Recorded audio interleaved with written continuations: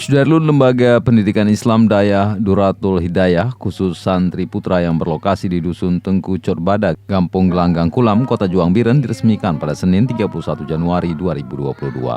Peresmian Dayah DHP ini dilakukan Bupati Biren Muzakkar Agani diwakili Sekdakap Ibrahim Ahmad. Pimpinan Dayah Duratul Hidayah Putra Tengku H. Zulkifli Muhammad mengatakan Dayah untuk putri sudah berdiri sejak tahun 2008 hingga saat ini.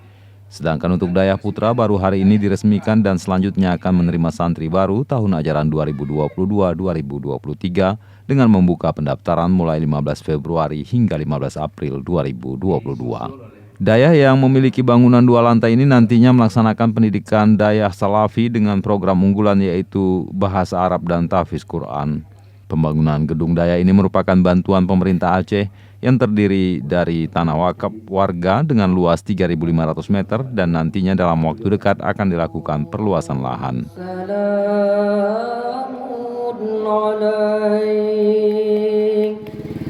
Dari Biren, Yusmandin Idris, Rambion TV.